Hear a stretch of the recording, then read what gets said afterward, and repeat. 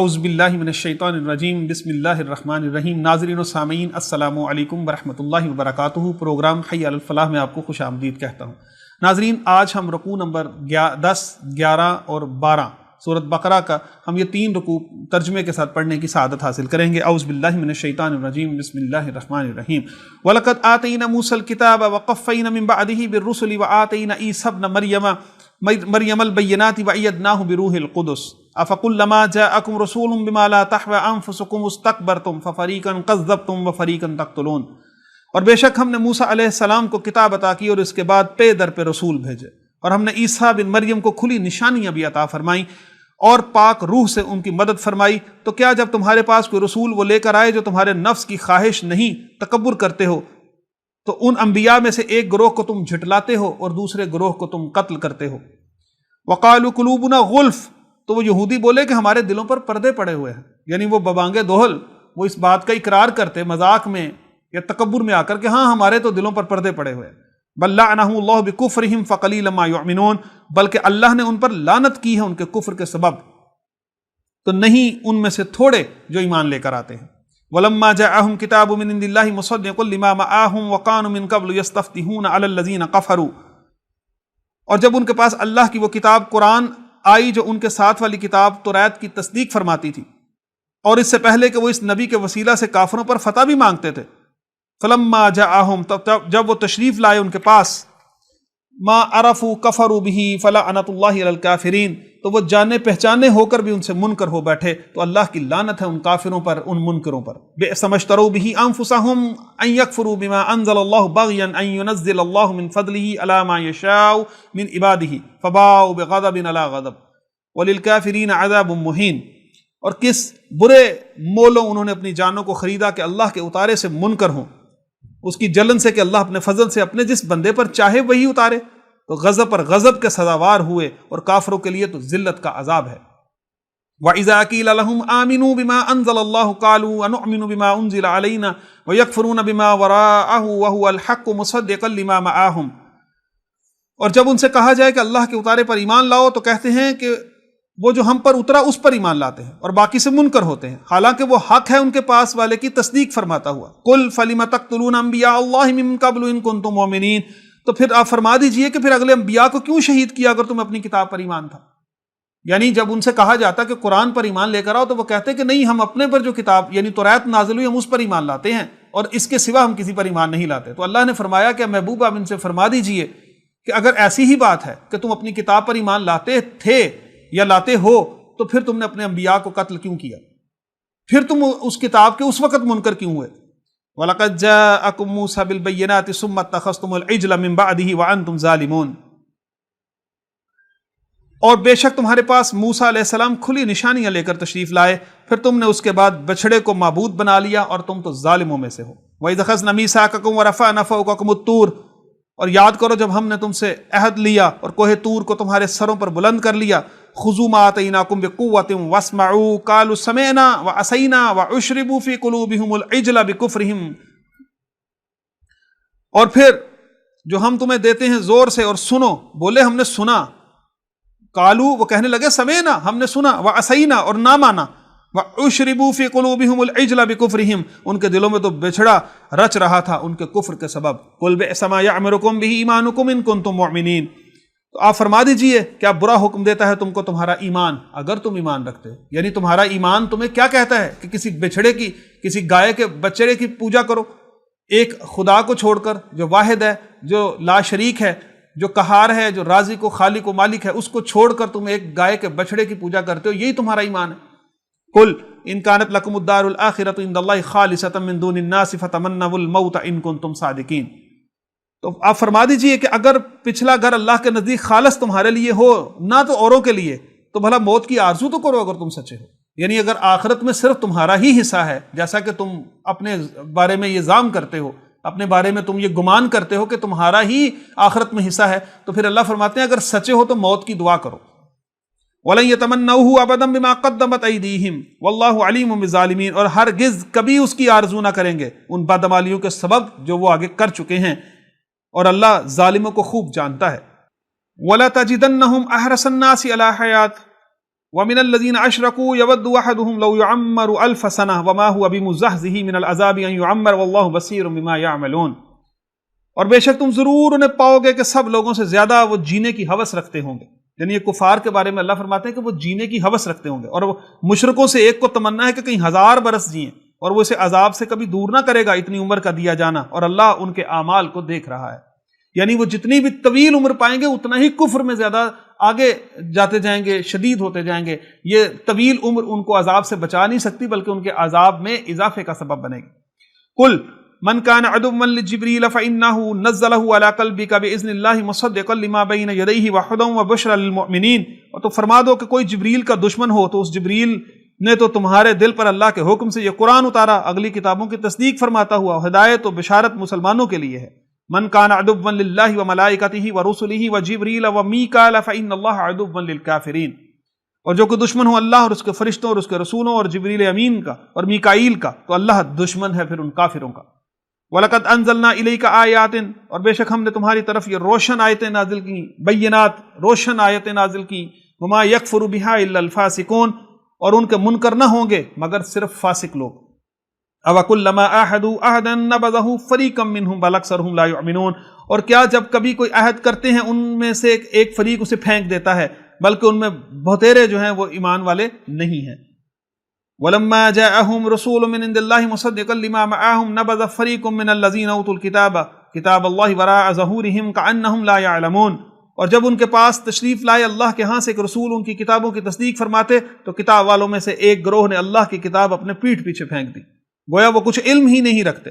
وَاتَّبَعُوا مَا تَتْلُو الشَّيَاطِينُ عَلَى مُلْكِ سُلَيْمَانَ، اور اس کے پیرے ہوئے جو شیطان پڑھا کرتے تھے سلطنت سلیمان کے زمانے میں۔ وما کفر سلیمان ولکن الشیاطین کفروا یعلمون الناس السحر، اور سلیمان علیہ السلام نے کفر نہ کیا، ہاں شیطان کافر ہوئے لوگوں کو جادو سکھاتے ہیں۔ وما انزل علی الملکین ببابل ہاروت وماروت، اور وہ جادو جو بابل میں 2 فرشتوں ہاروت اور ماروت پر اترا۔ وما يعلمان من احد حتى يقولا انما نحن فتنة فلا تکفر، اور وہ دونوں کسی کو کچھ نہ سکھاتے جب تک یہ نہ کہہ لیتے کہ ہم تو نری آزمائش میں ہیں، تم اپنا ایمان نہ کھو۔ فَيَتَعَلَّمُونَ مِنْهُمَا مَا يُفَرِّقُونَ بِهِ بَيْنَ الْمَرْءِ وَزَوْجِهِ، تو ان سے سیکھتے وہ جس سے جدائی ڈالیں وہ مرد اور عورت میں، یعنی خامند اور بیوی میں۔ یعنی یہ واقعہ حضرت سلیمان علیہ السلام کے زمانے کا ہے کہ جیسے 2 فرشتے ہاروت اور ماروت اترے تو وہ لوگوں کو بتاتے تھے کہ یہ آزمائش ہے، لیکن لوگ پھر جادو سیکھتے اور پھر اس میں میاں بیوی میں اس کی لڑائی کرانے کا سبب بنتے۔ وما هم بضارین به من احد الا باذن اللہ، اور اس سے ضرر نہیں پہنچا سکتے کسی کو مگر خدا کے حکم سے۔ یہ ناظرین بڑی غور طلب بات ہے کہ کوئی کسی کو نقصان نہیں پہنچا سکتا جب تک کہ اللہ نہ چاہے، اس کے مقدر کی وہ سختی نہ ہو۔ سبب پھر کوئی بھی بن سکتا ہے۔ آج گھر گھر میں ہر جگہ پر ہر شخص کے دل میں یہ گمان ہے کہ شاید مجھ پر کسی نے کوئی جادو کر دیا، اور یہ اس کی وجہ سے مجھ پر خرابی ہے، ہمارے حالات خراب ہیں۔ اللہ فرماتے ہیں وما هم بضارین به من احد الا باذن اللہ، اور اس سے ضرر نہیں پہنچا سکتے کسی کو مگر خدا کے حکم سے۔ یعنی اگر اس کی قسمت میں اس کے نصیب میں وہ سختی ہے تو پھر وہ سختی اس تک پہنچے گی، وگرنہ ساری دنیا بھی مل کر اگر کوئی جادو کرتی ہے تو اس پر کوئی گزند کوئی نقصان نہیں پہنچ سکتا۔ وَيَتَعَلَّمُونَ مَا يَضُرُّهُمْ وَلَا يَنفَعُهُمْ، وہ سیکھتے ہیں جو انہیں نقصان دے گا اور نہ نفع دے گا، یعنی اس جادو کے متعلق یہ ان کو نفع نقصان نہیں دے سکتا۔ وَلَقَدْ عَلِمُوا لَمَنِ اشْتَرَاهُ مَا لَهُ فِي الْآخِرَةِ مِنْ خَلَاقٍ، اور بے شک ضرور انہیں معلوم ہے جس نے یہ سودا لیا آخرت میں اس کا کچھ حصہ نہیں ہے۔ وَلَبِئْسَ مَا شَرَوْا بِهِ أَنفُسَهُمْ لَوْ كَانُوا يَعْلَمُونَ، اور بے شک کیا بری چیز ہے وہ جس کے بدلے انہوں نے اپنی جانیں بیچی کسی طرح، کاش کبھی ان کو علم ہوتا۔ وَلَوْ أَنَّهُمْ آمَنُوا وَاتَّقُوا لَمَثُوبَةٌ مِّنْ عِندِ اللَّهِ خَيْرٌ، اور اگر وہ ایمان لاتے اور پرہیزگاری کرتے تو اللہ کے ہاں ان کا ثواب بہت اچھا ہے۔ لَوْ كَانُوا يَعْلَمُونَ، کسی طرح انہیں علم ہوتا۔ یا ایھا الذین آمنوا لا تقولوا راعنا وقولوا انظرنا واسمعوا وللکافرین عذاب علیم۔ یہ بڑا خوبصورت واقعہ ہے کہ اللہ تبارک و تعالیٰ نے ارشاد فرمایا یا ایھا الذین آمنوا لا تقولوا راعنا، اے ایمان والو رائنا نہ کہو، وقولوا یوں عرض کرو کہ انظرنا حضور صلی اللہ علیہ وسلم ہم پر نظر کریں، واسمعوا پہلے ہی بغور سنو، وللکافرین عذاب علیم، اور کافروں کے لیے دردناک عذاب ہے۔ یہ شان نزول کچھ اس طرح سے ہے کہ جب حضور اقدس صلی اللہ علیہ وسلم صحابہ کو کچھ تعلیم و تلقین فرماتے تو کبھی کبھی درمیان میں عرض کیا کرتے رائنا یا رسول اللہ، اس کے معنی تھے کہ یا رسول اللہ صلی اللہ علیہ وسلم ہمارے حال پر رعایت فرمائیے، یعنی کلام اقدس کو اچھی طرح سمجھ لینے کا موقع دیجئے۔ تو یہود کی لغت میں یہ کلمہ سوا ادب کے کچھ اور معنی رکھتا تھا۔ انہوں نے اس نیت سے کہنا شروع کیا کہ حضرت سعد بن معاذ یہود کی اصطلاح سے واقف تھے۔ آپ نے ایک روز یہ کلمہ ان کی زبان سے سنا تو فرمایا کہ دشمنان خدا تم پر اللہ کی لعنت ہو، اگر میں نے اب کبھی کسی کی زبان سے کلمہ سنا تو اس کی گردن اتار دوں گا۔ یہود نے کہا کہ ہم پر تو آپ برہم ہوتے ہیں، مسلمان بھی تو یہی کہتے ہیں۔ اس پر رنجیدہ ہو کر خدمت اقدس میں حاضر ہوئے ہی تھے کہ یہ آیہ مبارکہ نازل ہوئی جس میں رائنا کہنے کی ممانعت فرما دی گئی۔ یعنی وہ یہود جو تھے وہ رائنا کو تھوڑا سا لٹکا کے عین کے بعد یا ملا کے رائنا بولا کرتے تھے۔